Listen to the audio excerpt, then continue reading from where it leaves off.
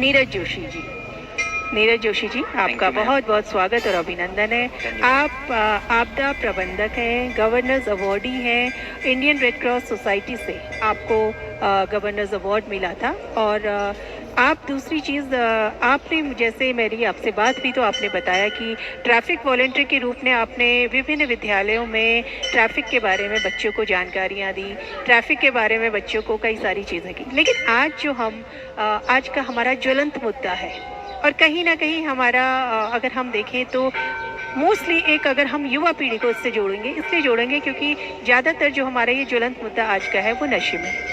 और कहीं ना कहीं जो ये ड्रग्स का एक बहुत बड़ा एक कहना चाहिए अभिशाप बहुत फैल चुका है, और ऐसे फैला है जैसे कि जैसे एक वायरस फैलता है। तो आप आज नशा मुक्ति पे एक बहुत ही अच्छा मुद्दा है, और हमारे युवाओं के लिए आप क्या कहना चाहेंगे? दूसरी चीज़, आप क्या इसमें कार्य कर रहे हैं, हमारे दर्शकों को आप जरूर बताएंगे नीरज जोशी जी।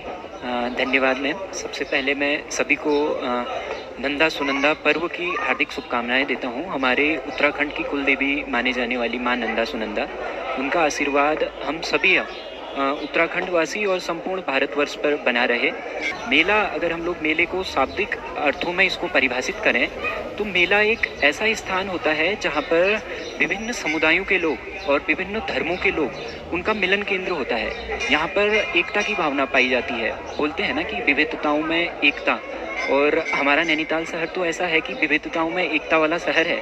यहाँ पर हम लोग बड़े प्रेम भाव से विभिन्न जाति, विभिन्न धर्मों के लोग रहते हैं। तो जिस तरीके से हम लोग समाज में आजकल बढ़ रहे हैं, और मैं ऐसे एक समाज से आता हूँ, मैंने फील किया है, महसूस किया है, नशा दिन प्रतिदिन युवाओं को खोखला करते जा रहा है। हम इस बात का आकलन इस प्रकार कर सकते हैं कि अगर एक घर में एक बेटा नशा करता है तो पूरा परिवार बर्बाद होने की कगार पर रहता है। यूथ है वो कच्ची लकड़ी के समान होता है, तो उसको संस्कारों से पोत-पोत करना होता है। वो उसके माँ बाप करें या फिर कम्युनिटी में हम लोग भी कर सकते हैं। ज़रूरी नहीं है कि उनके माँ बाप का ही फ़र्ज है, क्योंकि अगर मैं नशा कर रहा हूँ तो मेरे आसपास के लोग, जैसे आपने बोला कि फर्स्ट स्टेज और सेकंड स्टेज, तो कम्युनिटी में 1000 लोगों को उसका असर होता है।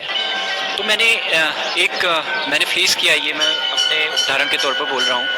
जब हम लोगों को अवेयर करते हैं, मान लीजिए मैंने किसी गांव पर गया, मैंने उनके माँ बाप से बोला कि आपका बेटा नशा करता है, बिगड़ रहा है, तो कई बार सुनने के लिए आता है कि इसमें आपका क्या रहता है।